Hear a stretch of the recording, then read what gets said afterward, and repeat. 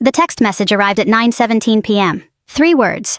I'm still okay. Anyone else would have glanced at it and moved on, but I nearly dropped my coffee. Because 30 years earlier, sitting at a cheap diner outside Fort Bragg, I had taught my little sister exactly what those words meant. If she was safe, she would write, I'm doing okay. If she was being watched, controlled, or forced to pretend everything was fine, she would write, I'm still okay. 1 word. That was the difference. 1 word meant trouble. 1 word meant she needed help. 1 word meant I had 15 minutes to decide whether I was overreacting or whether my sister was in danger. 15 minutes later, I was already driving toward her house. And for the first time in 20 years, I was using skills I thought I'd left behind when I retired from the military. My brother-in-law had always thought I was just his quiet, gentle sister-in-law. He was about to learn how wrong he was. I retired from the Army at 56. 20 years in uniform had taught me many things, but perhaps the most important lesson was knowing when not to talk about myself. A surprising number of people spend their lives trying to impress strangers. I never saw the point. After retirement, I moved into a small house outside Richmond, Virginia. It wasn't fancy.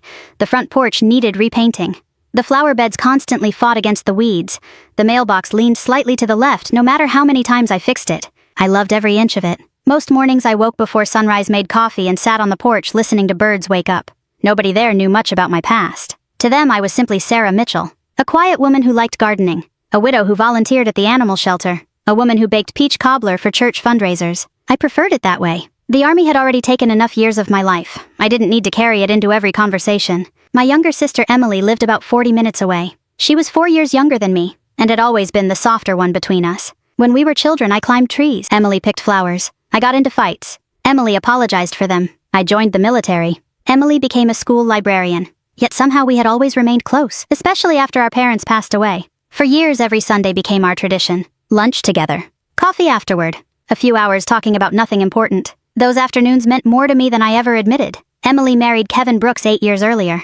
At first I liked him. Most people did. Kevin was charming when he wanted to be. He shook hands firmly, remembered birthdays, told funny stories at barbecues, helped neighbors move furniture. The kind of man people described as a good guy. But charm can hide many things. The first time I noticed something strange was about 3 years into their marriage. Emily stopped making decisions. Not openly. Not dramatically. Just little things. I'd ask where she wanted to eat. She'd look at Kevin first. I'd ask if she wanted to visit me for a weekend. She'd check with Kevin. I'd ask what movie she wanted to see. Kevin answered for her. At first I convinced myself I was imagining it. Then the pattern continued. Year after year. Little pieces of my sister seemed to disappear. One Sunday afternoon while Emily was in the kitchen, Kevin sat across from me on their patio. He took a sip of beer and laughed. You know, Sarah, I don't think you've ever had a real job. I smiled. Really? Sure. He gestured toward the flower beds. You've always seemed pretty relaxed. I nearly laughed. I'd spent years sleeping in tents, surviving desert heat, managing soldiers, and making life or death decisions. But I simply said, that's one way to look at it. Kevin chuckled. I mean, Emily's the strong one. She's always been the responsible one. I watched him carefully. Not because his words offended me. Because of the way he said them. There was something beneath the joke. Something dismissive. Something that suggested he enjoyed underestimating people. Especially women. After that, similar comments became common. Sarah's too nice for the real world. Sarah doesn't understand business. Sarah worries too much. Sarah spends all day with flowers and dogs. Emily usually looked uncomfortable when he spoke that way. But she never challenged him. That bothered me more than Kevin's comments ever could. The sister I grew up with wasn't afraid of speaking her mind. The woman sitting beside him seemed afraid of something. I just couldn't figure out what. Over the next 2 years, the changes became harder to ignore. Emily stopped answering calls immediately. She rarely went anywhere alone. Her social circle shrank. Friends stopped visiting. Family gatherings became less frequent. When I asked if everything was okay, she always smiled. Always. The exact same smile. The smile people wear when they don't want to discuss the truth. One afternoon while helping her clean the garage, I noticed bruising near her wrist. My stomach tightened. What happened? She immediately pulled down her sleeve. Nothing. Emily. I bumped into a shelf. The answer came too quickly. Too rehearsed. I didn't push further. Not then. Pressure often makes frightened people retreat. Years of leadership had taught me that. Instead, I stayed patient. Observed. Waited. Months passed. Then one evening nearly 30 years after we first created it, our old emergency code returned. Back when I was a young Army officer, Emily worried about me constantly. She worried during deployments. She worried during training exercises. She worried whenever she couldn't reach me. So I created a simple communication system. If one of us ever needed help but couldn't ask directly, we'd use specific phrases. It was meant as a joke, a sisterly game, something we'd probably never need, or so we thought. For decades, neither of us used it. Until that night. At 9:17 p.m., my phone buzzed. A text from Emily. I'm still okay. Nothing else. No emoji. No explanation. No follow-up. Just 3 words. I stared at the screen. Every instinct inside me woke up. People often imagine military training as weapons tactics or combat. They're wrong. The most valuable skill I learned was recognizing patterns. And when patterns suddenly change, pay attention. Emily hadn't accidentally sent that message. She had chosen every word. Carefully. Deliberately. For a long moment I sat in silence. The coffee in my hand grew cold. Outside, the evening air had become still. Then I opened my contacts. Not to call Emily. Not yet. Because if she was being watched, calling could make things worse. Instead, I began gathering information. The way I'd been trained to do for 20 years. Slowly. Methodically. Without panic. Without assumptions. Within minutes, I already knew one thing for certain. Something was very wrong. And for the first time in years, I had the unmistakable feeling that my sister was asking me to come find her. Part 2, the distress code. The first rule of crisis response is simple. Don't let fear make decisions for you. The second rule is even more important. Gather facts before taking action. I repeated both rules silently as I set my coffee aside and moved into my home office. Most people would probably assume that after retirement, military habits disappear. They don't. Not the useful ones. The discipline stays with you. The ability to remain calm stays with you. The instinct to evaluate situations objectively stays with you. Within 60 seconds, I had a legal pad on my desk, a pen, my laptop open, and a timeline already forming in my head. 9:17 p.m. Message received. I'm still okay. The phrase itself wasn't enough to tell me exactly what was happening, but it told me something crucial. Emily believed she couldn't speak freely. That narrowed the possibilities considerably. I wrote down every interaction we'd had over the previous month. Every phone call. Every visit. Every unusual detail. The process felt familiar. Not because I was conducting some dramatic investigation. Because I was looking for patterns. Patterns reveal truths that emotions often miss. The first thing that stood out was how little I had actually spoken to Emily recently. 3 years earlier, we talked almost daily. Now sometimes 4 or 5 days passed between conversations. At the time, I'd blamed life, schedules, age, responsibilities. Now I wasn't so sure. I scrolled through our text history. An uncomfortable realization settled in my stomach. Nearly every conversation ended abruptly. Nearly every phone call lasted less than 10 minutes, and almost every weekend visit had been canceled by Kevin. Not Emily. Kevin. I underlined his name several times. Then I picked up my phone. My first call wasn't to the police. It wasn't to Emily. It wasn't even to Kevin. It was to a woman named Diane. Diane lived 2 houses down from Emily. A retired nurse. Friendly. Observant. The kind of neighbor who noticed everything. She answered on the 3rd ring. Sarah, everything okay? I'm not sure. There was a brief pause. What happened? I chose my words carefully. When was the last time you saw Emily? Another pause. Longer this time. That's a strange question. When was it? Diane sighed. A few days ago. How did she seem? Silence. Then another sigh. And suddenly I knew. Because people only hesitate like that when they're deciding whether to tell the truth. Not good, Diane finally said. My grip tightened around the phone. What do you mean? I don't know exactly. Tell me anyway. Diane lowered her voice. I've heard them fighting. I stared out the window. The night suddenly felt colder. How often? More lately. Physical? I don't know. That answer sounded honest. She wasn't exaggerating. She wasn't guessing. She simply didn't know. What kind of fighting? Kevin yelling. My jaw tightened. Emily, mostly crying. I closed my eyes for a moment. Years ago during deployment briefings, we'd often discuss indicators. One indicator alone meant little. Several indicators together created a pattern. And I was beginning to see one. Anything else? I asked. Actually, Diane hesitated again. What? I haven't seen Emily driving lately. That caught my attention. Emily loved driving. Always had. Road trips. Weekend bookstore runs. Coffee shop visits. Driving represented freedom to her. How long? Maybe 2 months. 2 months? I wrote it down immediately. Anything else? Another pause. Kevin fired their housekeeper. When? About 3 weeks ago. That was odd. Emily had arthritis in both knees. The housekeeper helped because some tasks had become difficult. Why would Kevin suddenly eliminate that support? Unless isolation was the goal. My military career taught me something uncomfortable about control. People who seek control rarely start with dramatic acts. They start small. Remove support systems. Limit independence. Restrict communication. Gradually narrow someone's world. By the time outsiders notice, the damage is often significant. When I ended the call, I sat quietly for several moments. Not because I was shocked. Because I wasn't. Deep down, I'd been worried for years. Now evidence was simply catching up to instinct. I checked the time. 9:31 p.m. 14 minutes since the text arrived. I opened social media. Emily hadn't posted anything in weeks. That wasn't normal. She loved books, libraries, photos of her garden. There was always something. Now there was nothing. Next, I checked a neighborhood community page. Several recent posts mentioned Kevin. Not directly. Indirectly. One neighbor complained about loud arguments. Another mentioned police being called somewhere on the street several weeks earlier. No names listed. Still, more pieces, more patterns, more reasons to worry. Then something else occurred to me. I opened a folder containing family documents, birthdays, addresses, emergency contacts. Years earlier, Emily had given me access to several things in case of emergencies. Most people never think about emergency planning until they need it. Military families think differently. Preparation becomes second nature. One file contained contact information for Emily's physician. Another listed medications. Everything appeared normal. Then I noticed something missing.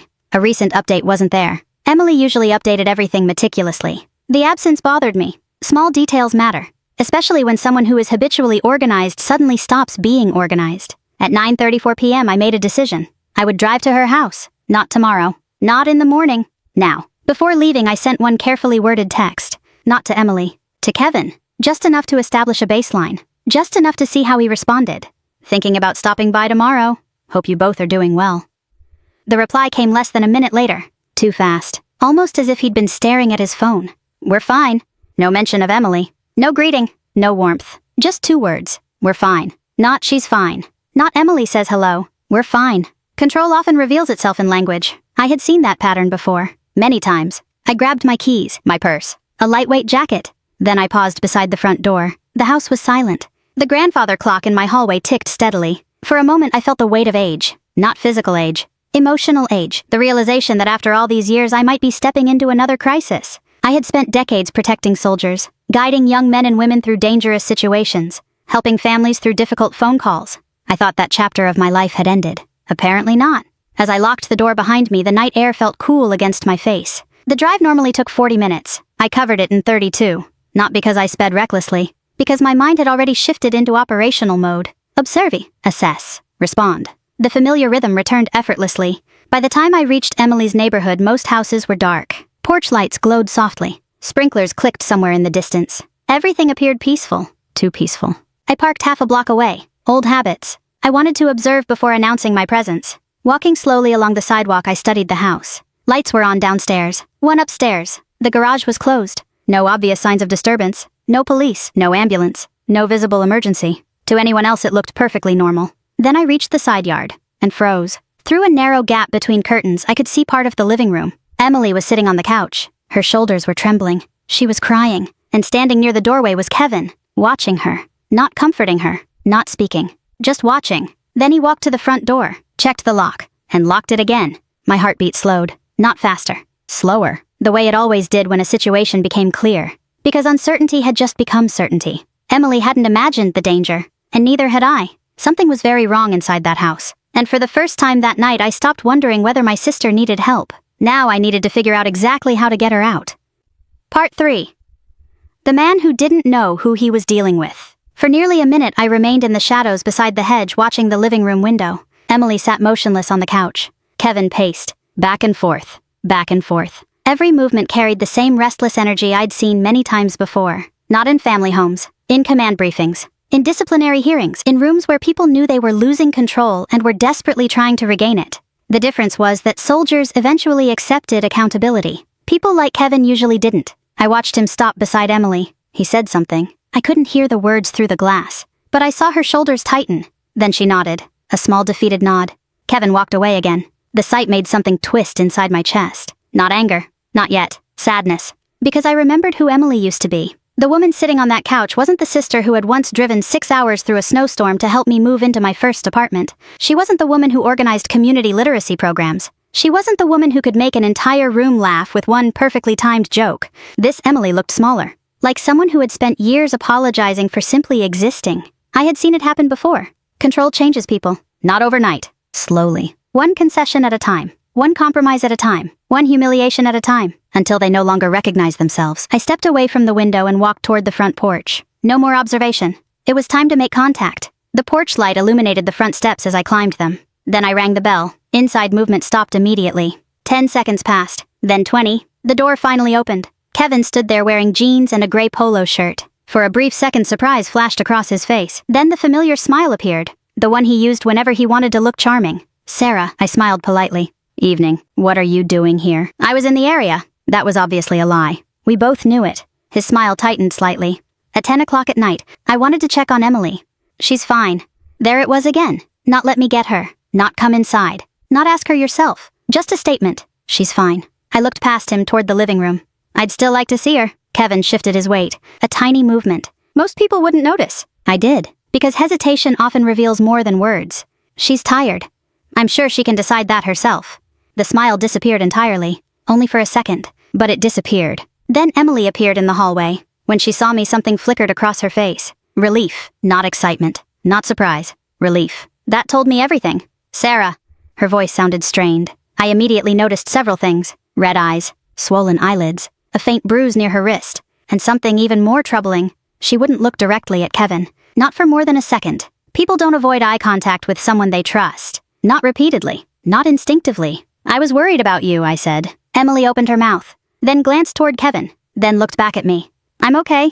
The words sounded rehearsed, the same way her smile looked rehearsed, the same way everything about this interaction felt rehearsed. Kevin stepped slightly forward, not enough to be obvious, just enough to insert himself between us. You see, he said, everything's fine. I looked directly at him.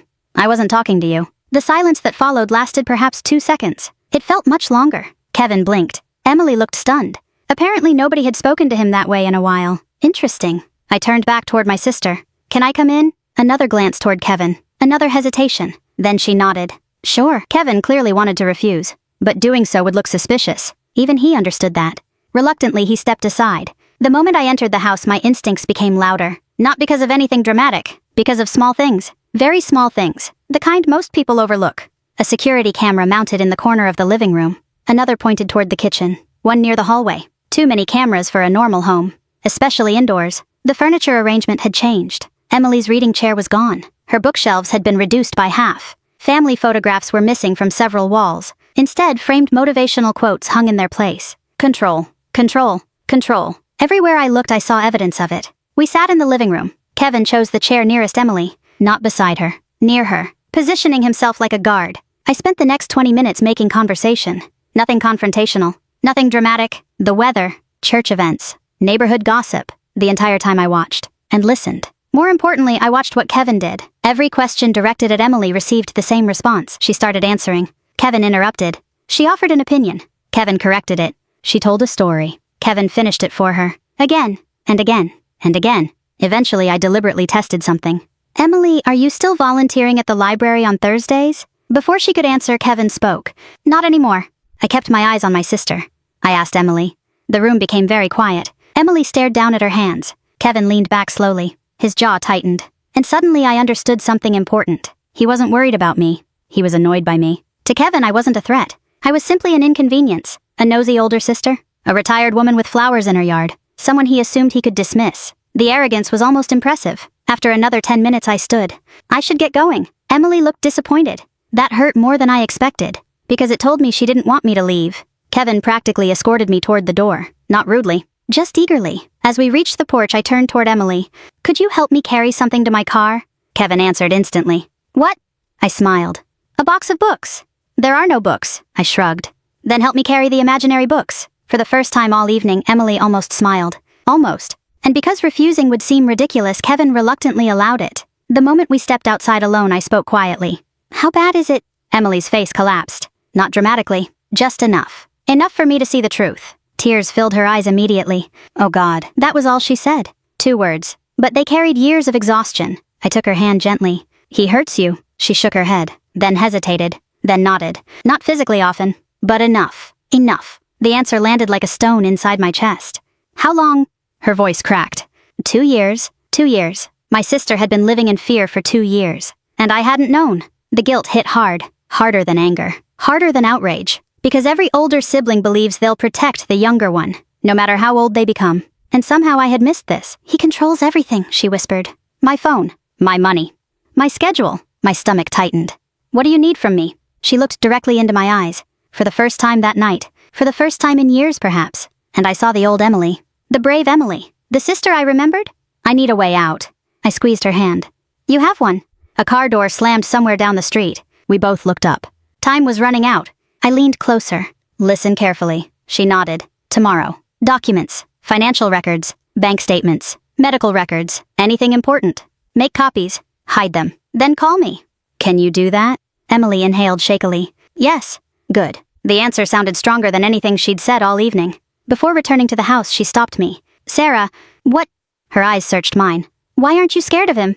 I almost laughed. Not because the question was funny, because the answer was simple. For 20 years I had dealt with crises, emergencies, and people who thought intimidation made them powerful. Kevin wasn't special. He was just another bully, one who had finally chosen the wrong target. I smiled gently. Because I've handled people much worse than Kevin. Then I walked away. Behind me the front door opened, and I knew something Kevin didn't. The moment Emily asked for help, he had already lost. Part 4. The perfect ambush. The biggest mistake people make when dealing with a controlling person is believing the confrontation itself is the victory. It isn't. The confrontation is simply the moment the truth becomes visible. The real victory happens beforehand, quietly, patiently, piece by piece. Over the next 3 weeks I spoke to Emily almost every day. Not through normal phone calls. Not at first. Kevin monitored those. Instead, we used methods that would have seemed ridiculous to anyone else. Emails hidden inside book recommendations. Messages tucked into online library requests. Short notes passed through trusted friends. Nothing illegal. Nothing dramatic. Just enough communication to stay connected while keeping Kevin unaware. The entire time I followed the same principle that had guided me throughout my military career. Never move faster than your intelligence. Gather information first. Act second. The evidence accumulated quickly. Far more quickly than I expected. By the end of the first week I understood something disturbing. Kevin wasn't simply controlling. He was desperate. And desperate people make mistakes. Lots of them. Emily began copying documents whenever she could. Bank statements, credit card records, insurance paperwork, property documents, everything. One afternoon she called from a grocery store parking lot. Her voice trembled. "Sarah, what happened?" "I found another account." I sat up immediately. "What kind of account?" "A savings account, in both names." "No." The silence that followed was enough. Kevin had hidden it. For years. The balance contained nearly $160,000. Money Emily knew nothing about. Money accumulated while Kevin repeatedly claimed they couldn't afford vacations. Couldn't afford repairs. Couldn't afford retirement planning. Couldn't afford basic things Emily wanted. The discovery changed everything. Because financial abuse leaves a paper trail. And paper trails don't lie. A few days later another piece surfaced. Then another. Then another. By the second week, we had documentation showing Kevin had quietly transferred funds between accounts for years. Not illegally. Not quite. But deceptively. Very deceptively. Every new document strengthened Emily. I could hear it in her voice. The woman who had once whispered now spoke more confidently. The woman who constantly apologized now asked questions. Important questions. Strategic questions. Questions about lawyers. Questions about housing. Questions about rebuilding her life. The old Emily was slowly returning. And Kevin had no idea. One evening she called me while sitting inside her car. "Can I ask you something?" "Of course." "Were you ever afraid in the army?" I smiled. "What kind of question is that?" "A serious one."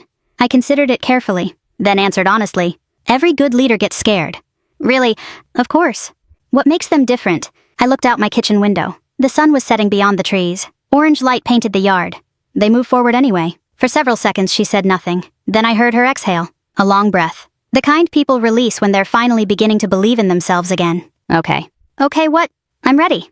That was the moment I knew. Not that we'd won, but that Emily was no longer trapped mentally. The emotional prison was cracking, and once that happens, the rest becomes possible. The following Monday, I drove her to meet an attorney. A woman named Rebecca Turner, mid-60s, sharp, experienced, absolutely fearless. After reviewing the documents, Rebecca removed her glasses and leaned back. "How much does your husband know?" Emily shook her head. "Nothing." Rebecca smiled. Good. I had seen that smile before. It was the smile professionals wear when they realize the facts are stronger than they expected. For nearly 2 hours, Rebecca reviewed evidence. Financial records, medical reports, photographs, emails, witness statements, everything. When the meeting ended, she looked directly at Emily. "You have options." Emily's eyes filled with tears, not from sadness. Relief. Pure relief. Because for years, Kevin had convinced her she had none. That was how he maintained control. Not through strength. Through hopelessness. Once hope returns, control begins to crumble. The final piece arrived unexpectedly. And ironically, Kevin provided it himself. 3 days later, Emily discovered evidence of an affair. At first, she didn't want to investigate. She almost ignored it. Then she remembered something I'd told young officers years earlier. Truth doesn't become less true because you avoid it. So she looked, and found everything. Messages, hotel receipts, photographs, months of deception. When she showed me the evidence, I wasn't shocked. Men like Kevin often believe rules apply only to other people. The discovery wasn't emotionally satisfying. It was strategically useful. Very useful, Rebecca agreed. By the beginning of the 4th week, everything was ready. The documents, the filings, the financial protections, the relocation plan. Every detail carefully arranged. Now we simply needed the right moment. Kevin gave us that too. His birthday party. A large gathering at a local country club. Friends, co-workers, neighbors, dozens of guests. The perfect audience. I almost laughed when Emily told me. For years, Kevin had carefully managed appearances. He cared deeply about image, reputation, status. The party represented everything he valued, which made it the perfect location. The evening arrived warm and clear. The country club buzzed with conversation. Champagne glasses clinked.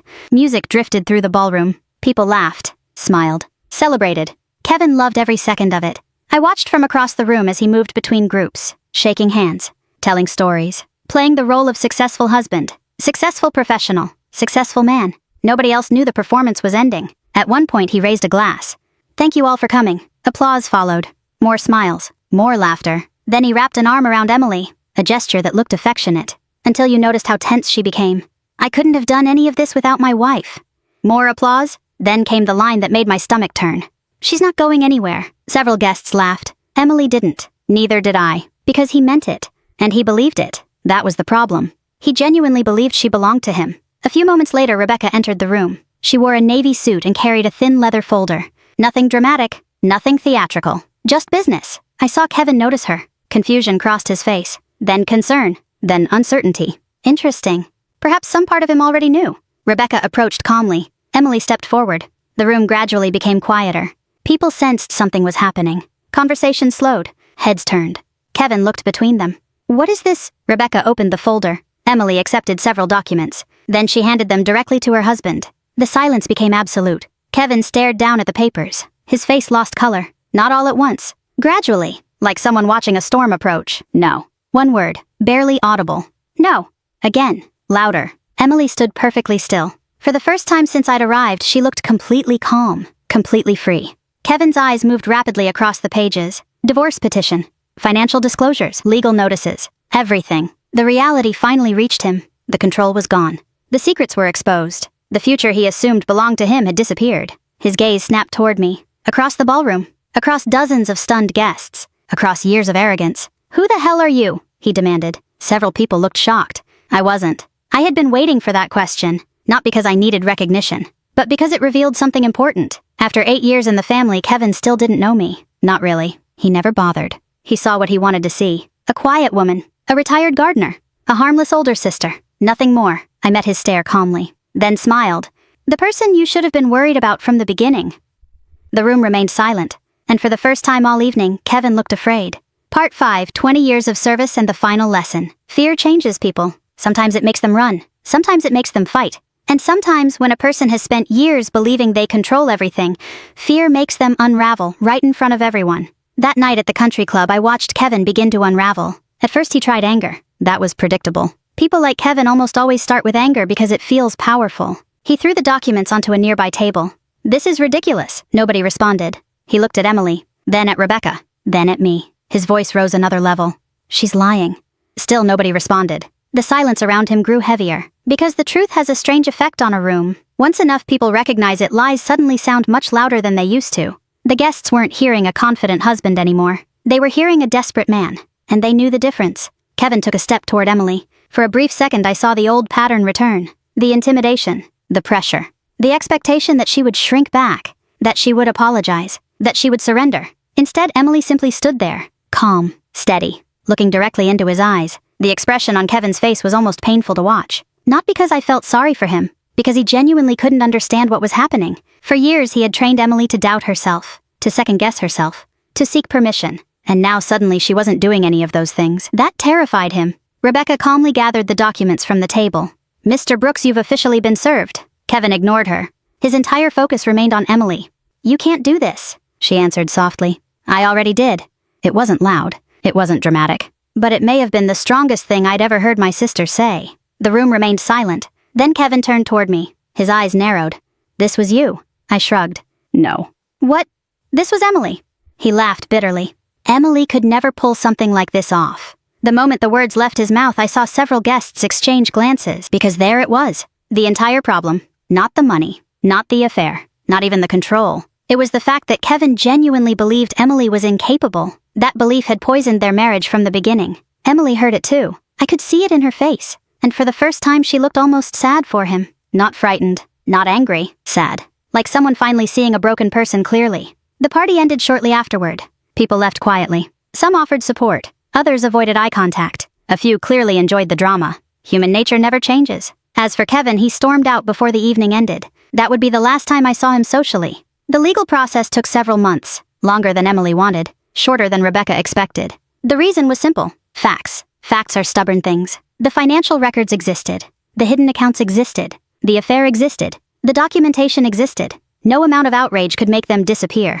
Throughout the proceedings, Kevin continued insisting he was the victim. That wasn't surprising either. Some people build their identities around never being wrong. Admitting fault feels impossible, so they rewrite reality instead.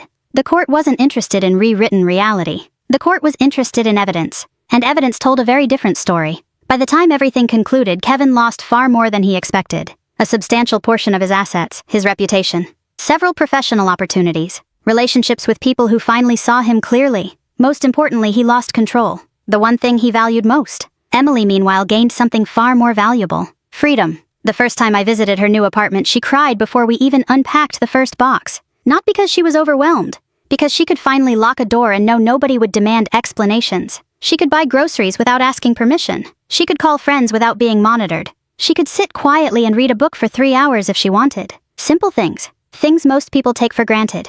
Things she had slowly lost over the years. One afternoon, several months after the divorce was finalized, we sat together on her balcony drinking coffee. The spring air felt warm. Birds moved through the trees. For the first time in a very long while, Emily looked peaceful. Really peaceful. Not the practiced smile she'd worn for years. Real peace. The kind that settles deep in a person's shoulders. The kind that changes how they breathe. She stirred her coffee slowly, then looked at me. "Can I ask you something?" "Always." She smiled. "When did you know?" I already knew what she meant. When did I know something was wrong? She nodded. I thought about it for a moment. "The truth." "Please." "I suspected years ago." Her expression fell. "I should have said something." "No." "You should have." I shook my head. Emily, people leave situations when they're ready. She looked down. I wasted so much time. I reached across the table and squeezed her hand. "No?" "What do you mean?" "You survived." Tears appeared instantly. Because survivors often blame themselves for the years they spent enduring something. They forget how hard survival actually is. They forget how much courage it takes simply to keep going. "I wasn't very brave," she whispered. I smiled. "That's where you're wrong." She looked confused. So I told her something I had learned during 20 years in uniform. People think courage means running toward danger. Sometimes it does. But more often, courage means telling the truth after years of silence. Courage means asking for help. Courage means believing you deserve better. Those things are often harder. Emily wiped her eyes, then laughed softly. "You always know what to say." "No," I smiled. "I've just had more practice." A year later, life looked very different. Emily accepted a leadership position at a literacy nonprofit. She rebuilt friendships, started traveling again, started laughing again. Sometimes I'd catch glimpses of the woman she used to be. Other times I'd see someone entirely new, someone stronger, someone wiser, someone who had walked through fire and come out the other side. As for Kevin, I heard occasional updates through mutual acquaintances. Nothing dramatic, nothing particularly satisfying, just ordinary consequences, and honestly that felt appropriate. Real life rarely delivers cinematic revenge. It delivers accountability. Slow, steady, unavoidable. One Sunday afternoon, almost exactly a year after that text message arrived, Emily and I sat on my porch watching the sunset. The same porch where I had received her distress code. The same porch where everything had changed. For a long time, neither of us spoke. Then she asked the question I had secretly expected. What if I never sent the message? I looked toward the horizon. Orange light spread across the sky. The answer came easily. Because it was true. I would have found you eventually. She laughed through tears, then leaned her head against my shoulder. For a while, we simply sat there. Two sisters. Older now. Wiser now. Grateful now. And I realized something. People often assume the most important thing I learned during 20 years in the military was leadership. Or discipline. Or resilience. Those mattered. But the greatest lesson was simpler. Never ignore a quiet cry for help. Because sometimes 3 ordinary words can save someone's life. And sometimes the most important mission you'll ever undertake has nothing to do with serving your country. Sometimes it's bringing your family home. If this story touched your heart, I'd love to hear your thoughts. Have you ever known someone who hid their pain behind a smile? Or have you ever found the courage to ask for help when you needed it most? Leave a comment below and tell me where you're watching from. We share stories like this every day. Stories about strength, dignity, family, and second chances. And if you'd like to continue this journey with us, please subscribe so you don't miss the next story. Until next time, take care of yourself and the people you love.